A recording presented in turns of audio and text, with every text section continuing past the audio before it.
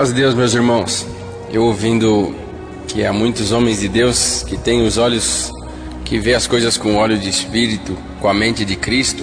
Montoninho já ouviu essa obra, muitos já ouviram, mas eu lembrei de uma obra que Deus fez comigo. Eu nasci, meus pais já eram crentes, e com 10 anos de idade fui perdendo o encanto de congregar no culto de jovem, e conheci o esporte, o futebol pela escola, e enfim, fui jogar futebol na Argentina, no Uruguai, fui bicampeão sul-americano e vim fazer um teste no Corinthians em São Paulo. Passei no primeiro peneirão, no segundo peneirão, no terceiro peneirão era domingo, tinha jogo oficial, ficou para segunda. E como meu pai, logo que Deus chamou ele, Deus levantou ele para a obra da piedade, para diácono. Quando ele veio na primeira assembleia aqui em São Paulo, ele voltou para nossa cidade em Uruguaiana dizendo que dizendo que o Brás era uma igreja muito linda. E lá na época a igreja era de madeira, tinha máximo 40 irmãos. E ele maravilhado com a obra de Deus e com o trabalho da obra de Deus, ele falou: quando eu acordei meu sapato estava engraxado e do lado tinha um sapato novo e tinha um terno novo e eu com meu terninho surrado. E ele encantado com o amor de obra de Deus na assembleia, na época de assembleia, né? E levou umas fotos para nós. E nós era pequeno, vimos aquelas fotos e eu no meu coração coloquei: bom, mesmo que eu não seja crente, mas o dia que eu for em São Paulo eu preciso conhecer a igreja do Brás.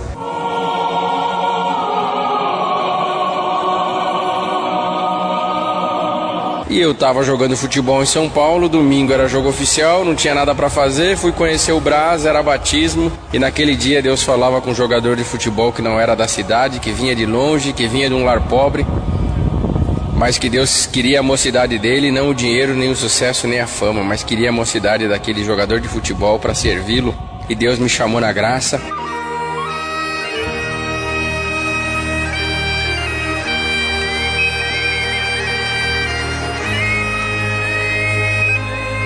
Voltei servindo a Deus. Uruguaiana, reunião da mocidade uma vez por ano. Difícil a obra de Deus. No Rio Grande do Sul é bastante difícil. Só quem morou ou mora lá sabe o quão difícil é servir a Deus no Rio Grande do Sul.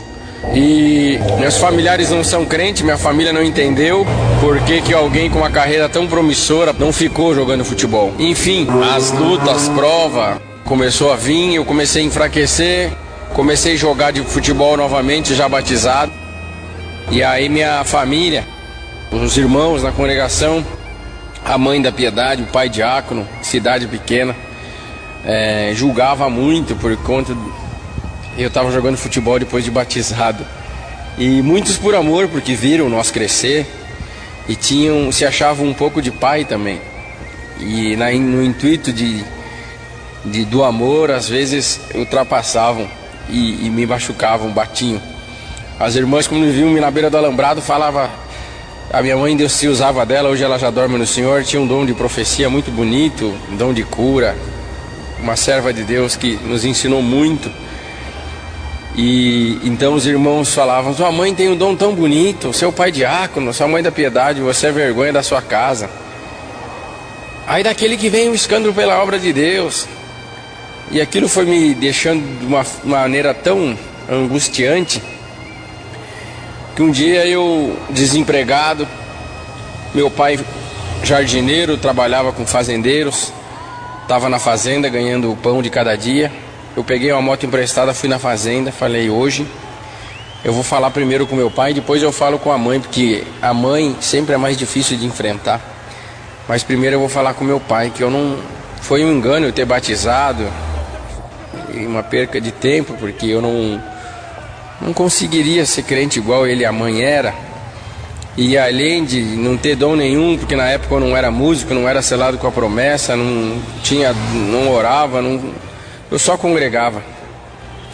E o adversário entrou de uma forma na minha mente, falou: você não faz nada e ainda o pouco que faz é escandalizar a obra e envergonhar teu pai e tua mãe. Por que você não para de congregar e larga logo essa coisa de servir a Deus? Não vai dar para você.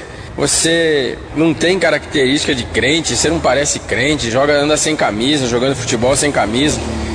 Você é vergonha da tua casa. Aí eu cheguei pro meu pai estava roçando com uma enxada, e eu vi aquele homem de longe com um chapéu de palha no sol. Ardeu meu coração. Que dor ter que falar para o meu melhor amigo depois de Deus que eu não conseguiria mais servir a Deus porque eu era muito pequeno e muito fraco. Esta viagem farei com Jesus, meu Senhor, certamente ao céu chegarei. E não tive coragem de falar, saudei ele com ósculo. Ele perguntou o que eu vim fazer, eu falei para ele que eu estava sem fazer nada na cidade e vim ver o que ele estava fazendo na fazenda. E vim ajudar ele, ele me deu uma enxada, passamos o dia inteiro calado, almoçamos calado, e eu não tinha coragem de falar pro meu pai que eu não ia mais ser crente, porque eu sabia que eu ia magoá-lo muito, e eu sempre tive um carinho muito grande por ele, uma amizade muito aberta com os meus pais, sempre conversamos, dialogamos de tudo, e nos trataram sempre com muito amor, e pelo cabo daquela enxada, aquele homem fez de tudo para me dar educação. E eu sabia que isso magoaria meu pai, então eu falava comigo: Senhor, como pode? Tu se usa tanto do meu pai, um homem de revelação. Será que ele não está vendo que o filho está fraco e não quer mais congregar, não quer mais ser crente? Mas no final do dia ele me deu um chimarrão, falou assim: pai, que gostaria de te dar dinheiro, sabe que você está sofrendo com o desemprego, que teus amigos têm tênis novo, teus amigos têm roupa nova, você... usa roupas já velhas porque você está sem dinheiro e largou o futebol, não está ganhando mais para jogar. E o pai gostaria de te ajudar mais, mas o pai não tem, filho, quanto para trazer o sustento para casa. Eu falei: mas eu não estou pedindo, pai. Ele falou: mas eu sei da tua necessidade. Então toma um chimarrão com o pai. E ele foi tomar, me deu um chimarrão. E enquanto ele me dava aquele chimarrão, ele falava para mim: filho, você reparou em tudo que nós fizemos hoje aqui na fazenda? Não foi só nós, porque parece que teve um exército de anjos cortando grama conosco. O serviço rendeu, filho, porque com tudo, com o Senhor fica mais fácil. Tudo com o Senhor rende. Esta viagem será para mim um prazer. E eu tô feliz por isso. Você consegue ver, filho, aquele bem-te-vi sentado na árvore cantando? Eu falei: vejo, pai. Você sabe o que ele fala? Você tá vendo que ele tá cantando lá para o pôr do sol, onde o sol tá se pondo? Falei: tô vendo, mas não sei o que ele tá falando não. Falou: esse bem-te-vi fala as seguintes palavras, filho: Senhor, graças eu te dou por mais um dia os raios do sol que tu criou, ter esquentado meu ninho junto dos meus pintainhos da fêmea. E a hora que eu tive fome, não faltou bichinho, inseto para mim comer e trazer para meus pintainhos.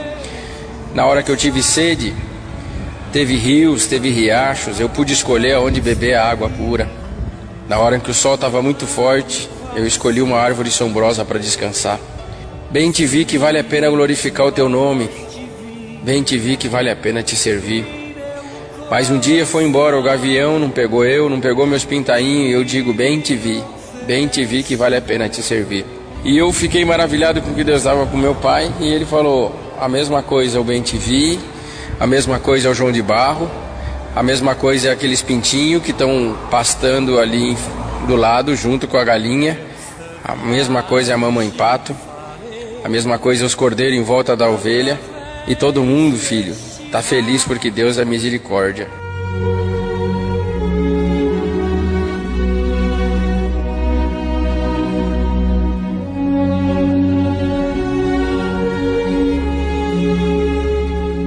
E eu falei: que bonito, pai.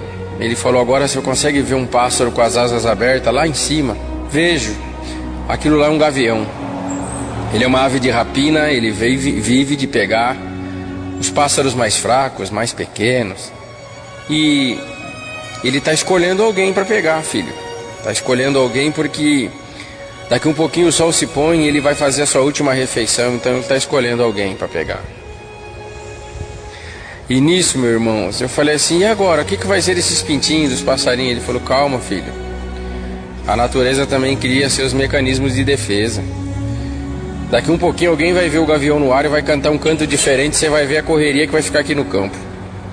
Irmãos, eu não sei quem avisou, se foi o João de Barro, o Bem-te-vi ou o Sabiá. Mas eu sei de uma coisa, meus irmãos.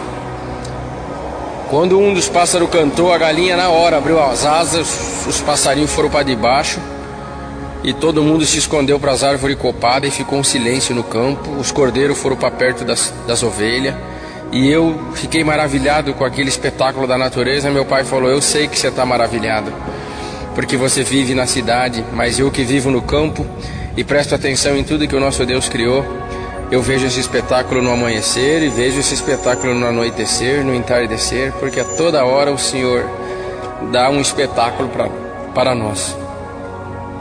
E aí, nesse espetáculo da natureza, ele falou para mim: agora você consegue ver alguém voando com liberdade diante da ameaça de um gavião? Eu falei: não. Ele falou: se você prestar atenção lá naquela flor, existe alguém trabalhando e cumprindo sua missão em paz. Eu vi um beija-flor, e aí eu falei: pai, mas por que ele não corre? Ele falou: olha, filho, o beija-flor pode ser pequenininho, ele pode não ter um canto bonito, mas ele vive do que está dentro daquelas flores. Aquilo lá é uma aguinha doce, e essa aguinha doce é o que dá sustentação para o beija-flor ser o pássaro mais rápido do mundo. O açúcar de dentro da flor dá energia para ele bater as asas. Só que ao mesmo tempo, filho, quando um beija-flor se vê ameaçado, principalmente por um gavião, ele enfrenta o gavião e joga aquela aguinha doce no olho do gavião. E aquela água doce para o gavião é um ácido e deixa cego o olho do gavião. Então o gavião aprendeu que o beija-flor ele pode até ser pequeno, mas o que está dentro dele é muito poderoso. Sabe, filho, hoje quando você estava vindo de moto para cá, eu perguntei: quem vem de moto lá, Senhor?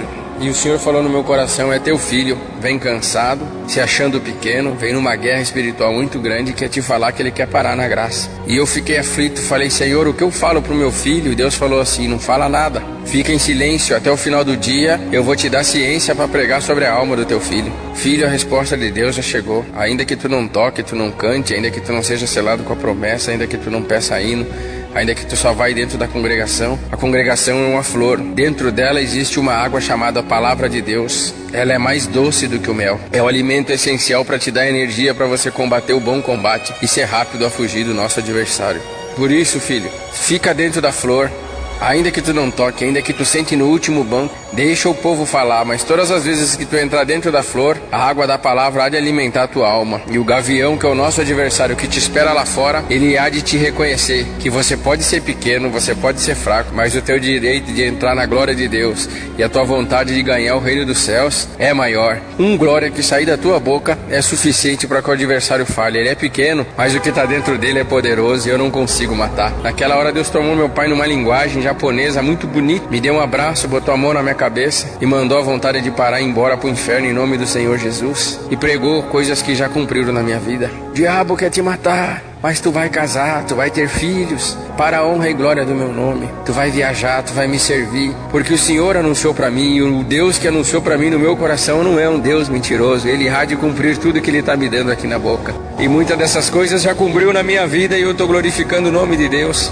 E sentir e repartir com os irmãos essa obra que eu guardo com muito carinho dentro da minha alma. Deus que abençoe a todos, meus irmãos, e perdoa o tempo de áudio.